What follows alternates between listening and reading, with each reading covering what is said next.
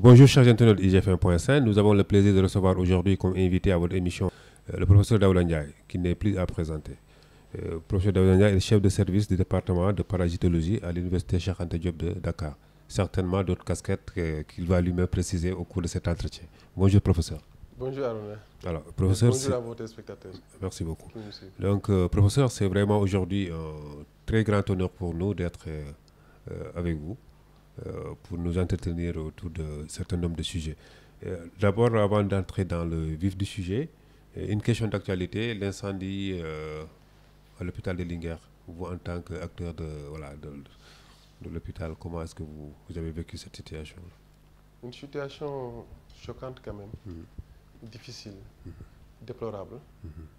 Et nous en profitons pour présenter nos condoléances les plus attestées aux familles des victimes. Et également, vraiment encourager le personnel de santé qui vit des moments difficiles avec cet incident, parce que nul n'aimerait avoir, en tout cas dans son hôpital ou dans sa structure de santé, un malheureux événement comme celui-ci. Donc, juste demander quand même à faire en sorte que de telles choses ne se reproduisent. Moi, je ne dirais même pas que les responsabilités soient situées, non, je dirais au-delà de ça, que les investigations soient faites pour que de tels malheurs ne se reproduisent pas, en renforçant en tout cas tout ce qui est système de maintenance, de voir tout ce qui est en tout cas le fonctionnement des structures. Certes, il y a des bonnes choses qui sont notées, mais il y a des choses à améliorer. Donc, encourager le ministère dans cet élan d'amélioration et les exercer quand même à faire en sorte quand même d'aller au-delà parfois même de leurs possibilités, en évoquant en tout cas la solidarité au niveau de la coopération pour demander à tous un chacun de, encore une fois, aller au-delà de des limites pour quand même offrir aux Sénégalais, au peuple sénégalais, en tout cas le meilleur en matière de santé. Ce n'est pas évident, mais au moins qu'ils puissent avoir le minimum ou même mieux que le minimum. Alors, donc ça, c'était juste une entrée en matière. Alors, le prétexte réellement de cet entretien, c'est que vous avez eu une nouvelle technique de diagnostic moléculaire qui va permettre à éradiquer carrément le paludisme. Alors, est-ce que vous pouvez nous parler de cette juste technique? pour préciser, parce que c'est vrai qu'il y a beaucoup de confusion entre éradication, élimination et préélimination. L'éradication, c'est au niveau planétaire, pour l'ensemble. Le jour où il n'y a plus de palud, dans aucun pays du monde, on parle d'éradication. À l'échelle des pays ou des zones de région, on parle d'élimination. Si on prend le Sénégal, le jour où il n'y a pas de palud au Sénégal, on parle d'élimination. Donc c'est dans cette optique, donc, il y a préélimination, donc avant d'aller vers l'élimination. L'élimination certifiée, c'est quand il n'y a pas de cas notés sur une durée de 3 ans dans une région ou dans un pays. Dans une région, on parle de élimination sous-régionale, ou bien au niveau des pays, quand il n'y a pas de cas, 0 cas autochtone. Parce qu'on peut avoir des cas importés. Donc quand il n'y a pas de cas autochtones pendant une durée de 3 ans. Donc on a vu que le monde a beaucoup évolué et la science et la technologie également n'ont pas été en reste. Et il a été important pour nous, depuis 4 ans on a travaillé sur ça, pour essayer de doter nos pays, en tout cas en voie de développement, des moyens et des outils qui leur permettent d'aller beaucoup plus vite vers l'élimination. Certes, il faut le dire, il y a eu des pays qui ont éliminé le palud sans ces techniques moléculaires. Mais on le dira qu'il y a 50 ans, il y en a qui voyageaient de pays en pays sans prendre des avions. Aujourd'hui, l'avion est le moyen le plus rapide et le plus accessible. Donc les choses évoluent. Donc cette technique a été créée il y a déjà 4 ans pour essayer de renforcer le système. Parce qu'il y avait des outils qui étaient existants jusqu'à présent, à savoir la microscopie, qui permettait de détecter les parasites jusqu'à une sensibilité, une spécificité de 95%. Alors que même un expert certifié OMS ne peut probablement pas voir sur 100 personnes, pouvoir diagnostiquer les 100 personnes. On lui demande pour être expert de pouvoir diagnostiquer correctement le palud chez les 95 personnes. Mais il y a toujours des marges de 5% parce qu'il y a des choses que l'œil ne peut pas voir. Et c'est surtout quand la parasitémie est très faible. S'il y a très peu de parasites, il est extrêmement difficile. Quand il y a 3 parasites ou 500 parasites par microlitre, c'est extrêmement difficile de les voir parce qu'il faudra passer probablement des journées, des semaines pour pouvoir extraire tous ces sangs-là. Et là, c'est pratiquement impossible. Et il y a ce qu'on appelle les tests de diagnostic rapide, qu'on appelle TDR. qui aujourd'hui sont venus pour renforcer la microscopie. Parce que cette microscopie, elle est difficile, demande de la logistique, demande beaucoup de moyens en matière d'électricité, etc. Et beaucoup de formation. Et si vous allez dans les parties les plus reculées, pas uniquement au Sénégal, mais à travers le monde, il y a des zones inaccessibles où il n'y a pas de courant, où il n'y a pas de personnel formé. Donc ces personnes également ont droit à la santé, ont droit à la prise en charge correcte. Et que depuis 2010, l'Organisation mondiale de la santé a dit on ne peut pas traiter une personne chez qui le diagnostic n'a pas été confirmé. Et pour cela, donc, il fallait développer des TDR, les tests diagnostiques rapides. Mais ces TDR ont une sensibilité limite de 200 parasites. En dessous de 200, ils ne peuvent pas voir ça. Certes, il y en a qui ont développé les TDR, ce qu'on appelle ultrasensibles, qui restent à être validés. Et même ces TDR ultrasensibles, très souvent, ne détectent pas toutes les espèces. Donc il y a toujours des personnes qui sont malades ou qui sont porteurs de paludisme, qui sont dans les hôpitaux, qui vont dans les hôpitaux, ou bien quelque part où il y a la prise en charge, mais qui ne sont pas traités parce qu'uniquement les diagnostics qui sont disponibles ne le permettent pas. Dans ce sens également, nous avons créé une technique qui permettait d'utiliser ce qu'on appelle les techniques moléculaires. Nous connaissons les techniques moléculaires. Ces techniques ont la possibilité de détecter les parasites dans le sang. Une sensibilité parfaite une détection, en matière de détection et d'identification des choses. Donc, mais ces techniques moléculaires n'étaient disponibles que dans les grands laboratoires. C'est de grandes machines que les gens, pour les utiliser, il faut une expertise, avoir été formé au moins, avoir un doctorat, ou en tout cas faire un doctorat, jusqu'à avoir quand même une expertise réelle. Et ces machines également demandent beaucoup de maintenance et ça coûte très très cher. En pays en voie de développement, c'est difficile de les avoir. Et c'est pourquoi nous avons jugé utile. Comme ce sont des techniques-là qui nous permettaient de les régler, mais au niveau de nos grands laboratoires, il fallait foncer des techniques qui permettaient d'aller sur le terrain. Et comme on l'a fait avec le TDR, je l'ai dit, pour le TDR, ceux qui l'utilisent n'ont forcément pas de connaissances en matière de santé. Il suffit de les former en une journée, en quelques heures, ils peuvent le faire.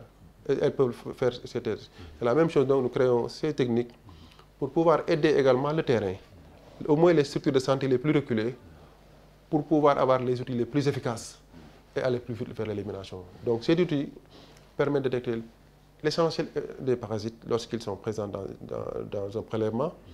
Et donc, si on a un groupe de personnes, si on a 100 personnes atteintes de palu, si on parvient à avoir les diagnostics efficaces et corrects pour ces personnes, ces personnes vont guérir parce que les médicaments sont efficaces, les ACT, nous les contrôlons chaque année. Deuxièmement, une personne peut être porteuse de formes asexuées et de gamètocytes. Donc on va les guérir si on les teste bien avec les tests moléculaires. Et également, on va tuer le réservoir de virus qui dormait en eux. Parce que les probables parasites qui permettaient le transfert, l'infection à travers les moustiques qui viennent s'infester d'une personne contaminée vers une autre personne non contaminée, ces parasites vont être également tués.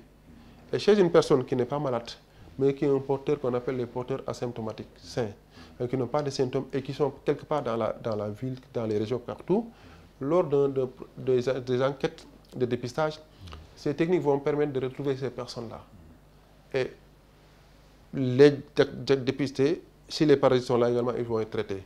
Donc on va pouvoir rapidement aller traquer les parasites et pouvoir l'éliminer. Et le jour où on parviendrait au Sénégal de dépister correctement tous les Sénégalais et de pouvoir les traiter, ce jour-là, il n'y aura plus de palu. Maintenant, c'est une autre marche de la lutte pour aller faire ça. Mais en tout cas, c'est un outil nouveau qui permettra aujourd'hui d'aller plus loin et plus vite dans la lutte.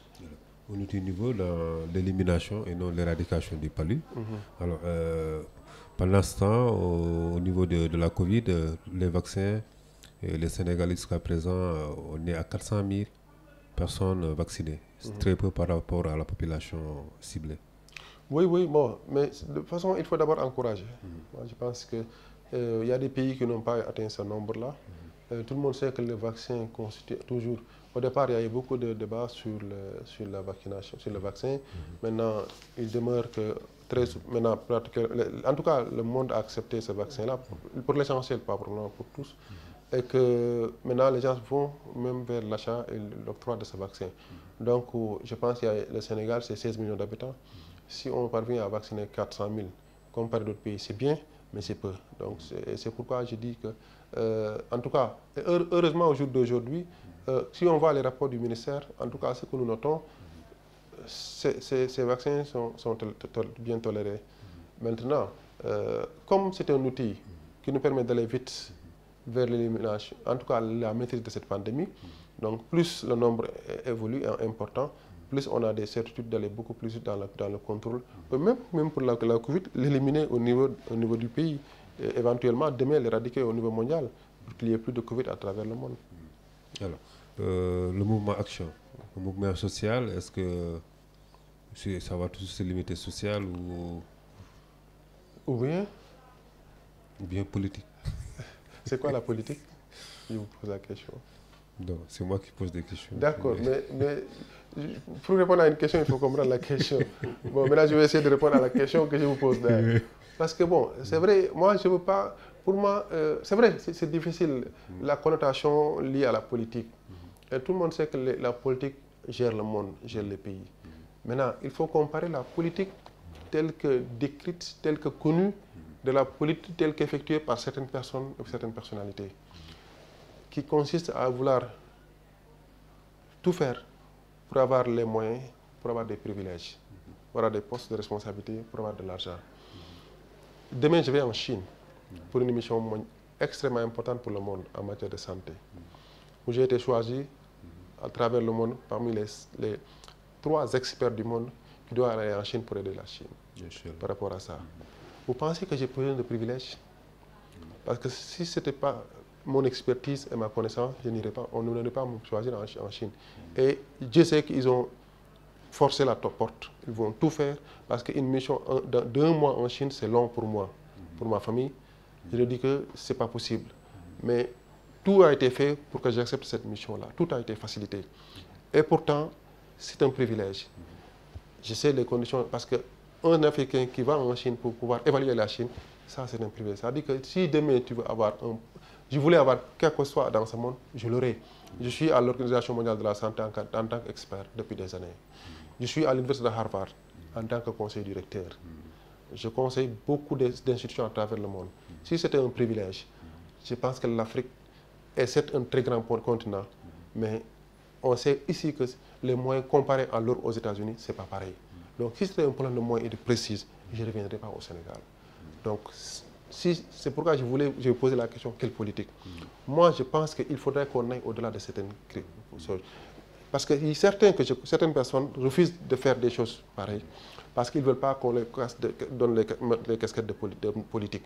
Mais qu'il n'est pas, pour moi, quand on veut aider son pays, il ne faut pas qu'il y ait en fait de blocage, d'aller vers les choses qui nous permettent d'aller de l'avant et de développement. Tant que les Sénégalais que nous sommes, tant que les Africains ne se lèveront pas comme un seul homme, accompagner nos États, n'oublions pas que nous sommes dans des pays en voie de développement. Les moyens ne suffisent pas. On a beau vouloir le dire, les États ont beau vouloir le faire, ils peuvent faire ce qu'ils peuvent, mais il y a des choses qu'ils ne peuvent pas faire. Donc il revient aux Sénégalais que nous sommes, ceux qui ont les moyens, ceux qui ont les possibilités. Et moyens, ça ne va pas dire forcément financiers, même des moyens psychologiques, relationnels, physiques, pour pouvoir aider les autres.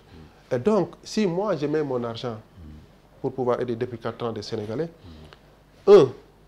cet argent-là, l'État ne pourra jamais me donner ça ou ne me rembourser ça, ça c'est clair.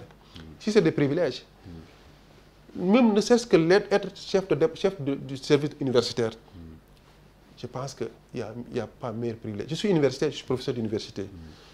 Pour moi, et quelles que soient les casquettes que tu auras, quels que soient les postes qu'on te donnera à travers demain, ça va terminer, que ce soit 5 ans, 10 ans, 15 ans, ça va terminer. Mais ce poste que nous occupons, aujourd'hui, c'est toute la vie. Jusqu'à ce que nous soyons à la retraite, et même à la retraite, je garde mon salaire. Au moins les 80 ou 70% de mon salaire. Et mon expertise sera toujours utilisée à travers le monde. Donc, si c'est pour aider mon pays, si c'est ça la politique, oui. Mais pour moi, l'objectif, c'est d'être, entre guillemets, l'esclave de ce pays. Parce que ce pays m'a tout donné. Je le fais, je vais dans le Sénégal des profondeurs. Tout récemment, j'ai été à Dionewar, dans les îles du Saloum. Il fallait être dans ces pirogues pour savoir que ces villages, ces personnes qui vivent dans les îles sont de braves personnes. Parce que je ne dis pas qu'il n'y a pas de risque, il y a beaucoup de risques. Il n'y a pas de risque, mais il y a un risque. Traverser les 45 minutes de cette mer dans des pirogues, je pense qu'on ne peut pas prendre ce risque. Parce qu'on veut quelque chose. tu ne sais même pas si tu vas revenir. J'ai été dans des villages, dans des grands quartiers, dans des grands départements tels que Médina Yoro Foulah. Ceux qui habitent Médina Yoro Foulah comprennent comment faire pour aller là-bas. Donc, c'est aurait été plus facile pour moi d'être à l'étranger, avoir ma famille, être très bien traité, avoir tout l'or du monde, et dire que le reste, ça ne m'intéresse pas. On ne vous insultera pas, parce qu'à chaque fois que vous ferez des choses, probablement tu déranges quelqu'un, et vous donnez des choses qui ne sont pas données. Et pour moi, il faut avoir le courage de faire des choses. Si on est Sénégalais, acceptons d'être traités de tous les noms d'oiseaux, et d'être traînés dans la boue par des personnes qui n'ont pas compris. Mais ayons le courage de le faire, parce que si on ne le fait pas, on a vu ce qui s'est passé il y a 3-4 semaines au Sénégal. On a dit que les enfants, certains vous disent que les enfants, parce qu'ils sont fatigués. Est-ce que vous pensiez que s'il y avait des personnes, si ces enfants savaient très bien qu'il y avait ces personnes qui avaient beaucoup d'argent dans ce pays, et qu'ils ont fait, ils ont brûlé des véhicules, parce que probablement ils sont mécontents, ils pensent que ceux qui ont des véhicules ne les aident pas. Ils ont tout fait. Au-delà de cet aspect de violence, il faut qu'on repense les choses. C'est-à-dire que tant qu'il n'y ait pas de solidarité intra-humaine entre nous, que les gens se sacrifient, donnent leur bien, mettent leur bien à la disposition de ce pays, il n'y aurait pas de problème. Donc, oui. Et puis, moi je dis, être même, il n'y a pas de ce métier. Certains prennent par contre la politique comme un métier. Et c'est ça qui pose problème aujourd'hui. Mais il y a de nombreuses personnes qui font la politique et qui sont nobles et qui sont en train de faire de belles choses qu'il faut encourager. Donc, encore une fois, je suis là pour aider mon pays. Je ne me fixe pas de limites, je ne me fixe pas de barrières. Tout ce que je pourrais faire pour aider mon pays à aller vers le développement, accompagner nos jeunes. N'oublions pas que le fait de donner... Moi, si le Sénégal ne m'avait pas aidé, je ne serais pas là. Je suis sorti issu de famille très modeste. Je suis né dans la banlieue de Karoise à Pékin, Guinaouraï, à Pékin Pépinière, et grandi à Guinaouraï, Tcharoy. Il n'y avait pas les moyens. Si vous pensez, s'il n'y avait pas le chauffeur de car rapide qui m'aidait parfois le matin à aller à l'université, sans payer, en étant sur la marche pied, vous pensez que je serais là aujourd'hui? Maintenant, lui, le chauffeur de car rapide, ce qu'il pouvait donner, c'est de dire, viens être sur la marche pied et va à Dakar. Lui, est-ce que lui fait de la politique? Je ne le pense pas. L'autre a les possibilités de donner un sac de riz. L'imam qui est dans le quartier, il dirige les prières et gratuitement. Est-ce que chaque fois il amène tout le monde derrière lui pour prier? Est-ce que la politique? Moi, j'ai le minimum avec moi. J'ai les possibilités. J'ai mis ça à ma disposition de mon pays. Maintenant, le jour où les Sénégalais se lèveront, me dire, professeur, on n'a pas besoin d'action, parce que si c'est de la politique, je dirais que ma mission est terminée. Parce que j'aurais pris mes engagements et j'aurais honoré mon engagement par rapport à mon pays qui m'avait donné. Et à un moment donné, les Sénégalais m'ont dit qu'ils n'en veulent pas. Et là, j'aurais une tête tranquille, je serais conscient, quitte avec ma conscience, et je pourrais être indépendant et aller vendre mon expertise à l'étranger. Merci, on ne vous laissera pas partir comme ça. Merci, professeur. C'est moi, Aruna. Voilà, donc nous avions le plaisir aujourd'hui de recevoir comme invité à votre émission le professeur Daouda Ndiaye qui n'est plus à présenter. Merci, rendez-vous la semaine prochaine.